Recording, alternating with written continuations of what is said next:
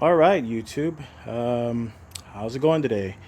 Today I'm doing a 3-year review of my KTM Super Duke GT. I purchased this at the end of 2017, and it was actually December of 2017, and I've had this for about 3 years now. I absolutely love this bike. I've mentioned it um, on my posts how much I love this bike. As you can see, I also have a uh, Ducati Hypermotard 1100S, which I also very much like, but this bike is not practical, not very comfortable versus the GT, which is perfect in every single way. Now, I'm going to go through the mods that I've done to the bike. I'm also going to go through whether or not the mods were worth it, whether or not they should save your money, and what mods I've done that were strictly for styling, what were practical, what mods I've done that I've actually surprised me. So I'm going to start from the stern or from the front of the bike, and we'll work our way back. Now, the first mod, this is not the first mod that I did. This was actually a little bit into owning the bike, probably about a year.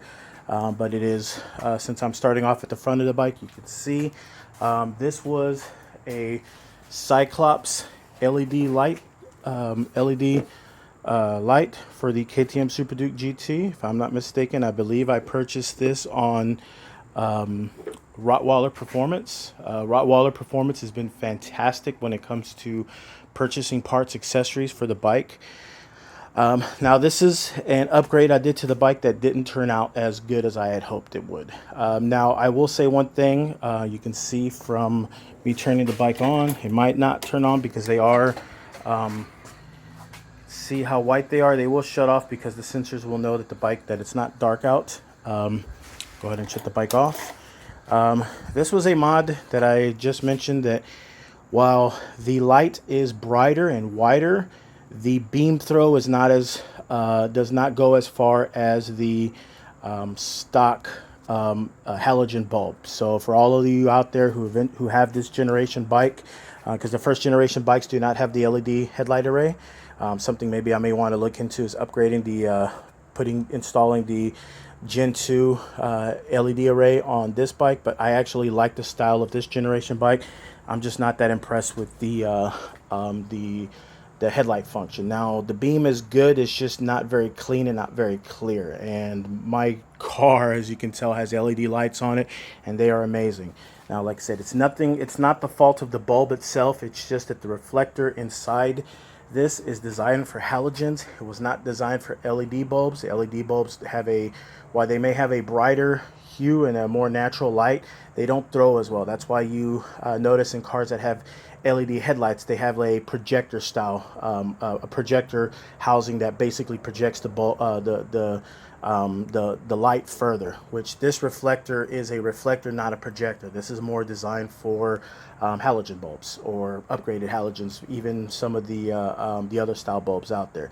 As far as LEDs, not the greatest. So like I said, that's something I probably wouldn't have spent money on. Now, it wasn't ridiculously expensive. If I'm not mistaken, I think this is maybe $100 or maybe $150. A very well made piece. The only downside is because of it being an LED bulb, they have to install, I believe, a ballast system that doesn't interfere with the CAN bus system on the bike. So basically, the CAN bus system knows that if there's a different kind of headlight bulb, and it rejects it. So this LED bulb comes with a ballast and a system to basically plug and play, and has to be mounted. So you have to mount the ballast pieces, and you can see they mounted them behind the headlight bracket itself, or what you would call the headlight bracket. Moving on to the next mod. This is actually my most recent mod. As you can see right here, I have the blind spot mirrors added to my mirrors on the bike. Now, the mirrors aren't terrible. They actually don't vibrate very much. I actually find them very good. My problem is that my shoulders are wide, and so I see a lot of my shoulders in these mirrors. So unfortunately, because of that, it makes riding the motorcycle merging onto traffic, kind of scary. So I'm always looking over my shoulder, always jumping over, but it's still nice to have something extra. These little blind spot mirrors actually are very practical. I got them on Amazon. They're actual glass. They have a double-sided tape on the inside. They actually came with a little mount that allows you to adjust them. I didn't need that because the mirrors are good. Well, you can adjust the mirrors just fine. So I put that on the bike, and they actually do help. I get a lot more vision around the side of my shoulders with these. I can see cars coming up on me. Did I sacrifice? Not really, because in that spot right there, this little area right here was, yes, you're losing some mirror space, but you're gaining a convex mirror, which gives you a lot more vision. I was really seeing most of my shoulders in that. I would have to tuck my shoulders in order to ride the bike and merge onto traffic. So that was that actually turned out to be a really nice accessory. Not very expensive. You can find these on Amazon. I believe they're glass. They're 3-inch, 2.5 inches or 3-inch. I think they're 2.5, and they were only $8. I'm sorry, $4 a set of. I got a multi-set so I can put on my car. I think it was like $8 whole, which is nothing, to be honest with you. Another accessory you can see right here is I have the ram mount. Installed that on the handlebar. It is a nice accessory, to be honest. I don't use it that often. When I'm on my bike, I tend to turn off my tech. I'm big into tech. I love tech. I work with tech. But when I'm riding, I like to turn off. I don't like to have a lot of tech with me. I have used the ram mount for my phone, put my GPS on and use it a couple of times, but I rarely use it. I don't use it that often. It'd probably be different if I had a helmet communication system built into my helmet, like a mobile comm unit that was Bluetooth to it, but I don't have that set up right now. It's just, just on there just so I can have another place to put my phone, so I'm not always having to fiddle in my pockets. Moving on to other accessories I've done to the bike. Move on to the saddle. You can see that these are the KTM Power Parts seat and back seat. Now I had this installed. I had these put on my bike when I first bought the bike. I think I only had the bike maybe a week or 2 weeks when they were shipped to me. So I only rode the bike for maybe a couple of miles. The stock seat is terrible. The only downside with the Power Part seat is it does raise the seat about 1.5 inches, maybe a little bit more, but is so much more padding. And if you've ever ridden in wintertime, having the heated seats is amazing. They're a real nice feature on this bike. I had a passenger ride with me, and she turned on the back heated seat, and she thought it was actually pretty nice. So I can confirm that they are very nice and very well padded. The other upside is it does raise you up a little bit and puts you in a little bit more of a attack position, which is kind of cool if you're wanting to be a little bit more sporty. So it takes a little bit more weight off your tailbone. A lot of people don't realize that if you're sitting too much upright, that's too much weight on your tailbone. Having a little bit of a slant forward takes that weight off your tailbone, pushes you a little bit forward, and takes that weight away.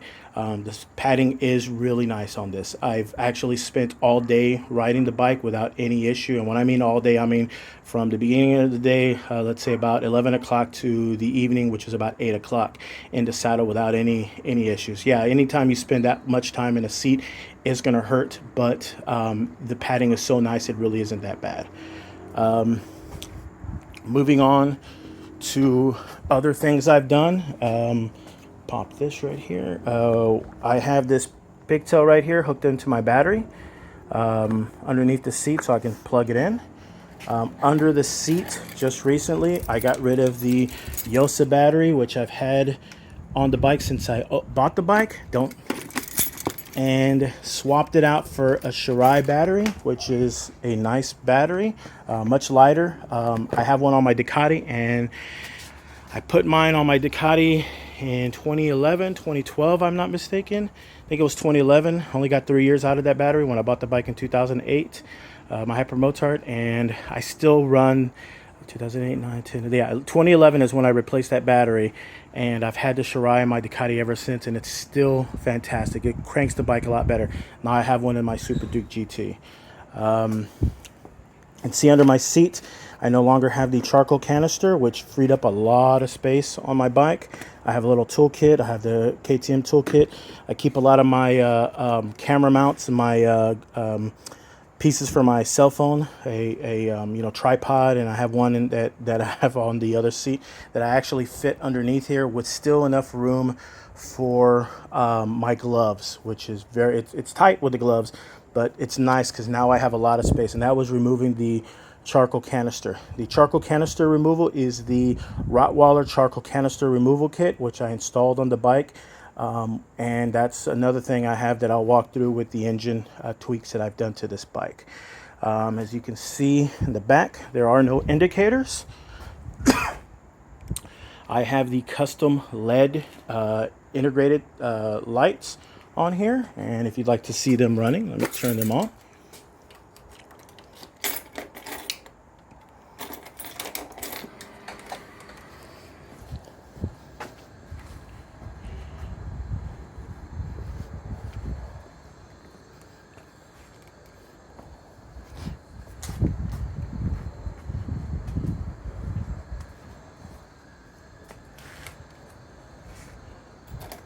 Now that's an upgrade that I did to the bike that I didn't really need to do, but it was more for style. Something as you know, more stylistic. It cleans up the rear of the bike. You don't have the signals, which were mounted right here. Also notice that this is the KTM Power Parts rear mudguard, which comes from KTM, and it's actually a lot slimmer than the stock mudguard, which is really nice. It's, you know, Fender eliminator. The plate light is smaller and more compact, and this of course is a lot smaller. It's made of plastic. It would be nice if it was made of metal, but it is OEM. It looks OEM, very much OEM, and without the mirrors, which without the blinkers, which mount right here, really cleans up the rear of the bike. That was a nice point. Now, the only downside with this modification right here, with this, which by the way was super easy to install, so was the custom LED. These are very easy parts to install. KTM, I will give kudos. They make installing parts on these bikes very plug and play. The only downside with that fender eliminator is you're left with a lot of wires, which I had to zip tie and run right here next to my tray. Usually this would be all up in the mounted in the back of the wiring loom, or the rear fender. Since that cleans it up, you're left with no choice but to kind of put it right here. So tucked in, I zip tie it off to the side. Still clean, still reasonable. Not a bad modification. It really does clean up the back of the bike. Okay, let's put this back in. Okay, so we've moved on to that. So now let's show the performance mods that I did, and these were actually practical performance mods. These were done within the first year of ownership, probably within the first couple of months of owning the bike. And I'll start with the most obvious. You can tell I have the Elite pipe on here. It's the Remus mid pipe. Now, the Remus mid pipe was not very expensive, but all the accessories that you have to add to it are what add on to the price, and I'll go through that in just a second. So the Remus mid pipe, if I'm not mistaken, is maybe 190 bucks, maybe like $163 on Revzilla. Not a very expensive part. Remus, very nice stainless steel pipe, very light, dropped a lot of weight off the bike. Now, if you go with that accessory, the first thing you're going to have to do is you're going to have to get yourself the HealTech servo eliminator. Now, the Remus pipe does come with a mechanical servo eliminator, or a servo. Basically, it allows the servo to still open and close. The problem is it failed within a week, and I was getting an error code on the bike. So I got the HealTech servo eliminator, which removes all the crap right here. This is where this HealTech servo eliminator is mounted. Plugs in and basically tells your bike that the servo is still there. Cleans up the entire area. I had this little piece of metal that with my job, little piece of metal bracket that I had them mount the rear brake reservoir on. Cleans up the bike a lot. So that was that's what it came for. That's what was needed in order to get rid of all that extra crap for the exhaust. The other thing I did was I got the Rottweiler SAS removal kit. Now, what is the Rottweiler SAS removal kit? So the SAS is a secondary air injection system, which basically injects a little bit of air into the exhaust port of your motorcycle, which you'll notice right here. That's where it injects the air. So that bit of extra air going into your exhaust port basically helps heat the catalytic converter to the proper temperature and helps it burn off any unspent fuel. If you remove your cat and you don't get rid of the SAS removal system, you'll get a noticeable pop on deceleration. A lot of people like that sound. It sounds cool, real crackly pop. The only problem is that crackly pop, because you're no longer heating the exhaust valve, that popping could actually damage your exhaust valve. So I learned this when I was working at a Yamaha dealership back in the day when they used to sell the SAS systems, the SAS Elite systems for a lot of the Yamahas. And I found out that a lot of people who like that sound, it's nice, it sounds cool, but it can damage your exhaust valve if you don't remove it. If you don't have the cat, you do not need the SAS. The SAS basically just gives the exhaust valve extra air to allow the catalytic converter to run hotter than normal. That was something I had installed on the bike, and the Rottweiler performance part I got through Rottweiler. They're very easy to deal with, very nice part, beautifully made parts. Very now I had that installed at the dealership, including the exhaust canister and the servo eliminator. I actually put it in myself. Some of the stuff I did myself, but that was something I did not. I let the dealership do. Because, you know, if you're going to be messing with the electronics, you might as well let the dealership do stuff like that. You also notice that I don't have, you notice right there the little bung plug and the little plug right there in the back. I no longer have the O2 sensors on the bike. A customer or one of the members of the KTM Facebook group sent me his. He had upgraded to a full PS5 Power Commander 5, or Power Commander PC5 Power Commander 5 on his KTM Super Duke, and so he no longer needed his fuel dongle, so he sent them to me. I had the dealership install them. They are nice. Now, what the fuel dongles do is they actually richen up the fuel mixture on the bottom end a little bit more, which helps out with the low end throttle, which this bike suffers from stock. And if you're going to go with a freer flowing exhaust, and I went with a K&N air filter, you're going to put more air and expel the exhaust a lot quicker, which means you need a little bit more. You need to richen up the fuel, and the fuel dongles basically just richen up the fuel on the bottom end, and that goes into why I did all this. The biggest complaint I had with the bike, and I absolutely love the bike now, was in sport mode, the bike throttle was like an on and off switch. It was ridiculously jerky. In road mode, it was not as bad, but it was still pretty bad. So it was still very glitchy, very herky-jerky. Ever since then, ever since I've installed these updates, the throttle map is a lot smoother. The bottom end power. Sport mode is still a little glitchy, but nowhere near as bad as it was in stock form. It's cleaned it up a lot. In road mode, you would never guess that this bike has any throttle issues. That was something completely solved with the Rottweiler parts. Now, I didn't upgrade the exhaust. You notice I have the stock can. I actually like the look of the stock can. And after doing some research, the aftermarket cans aren't that much lighter than the stock can.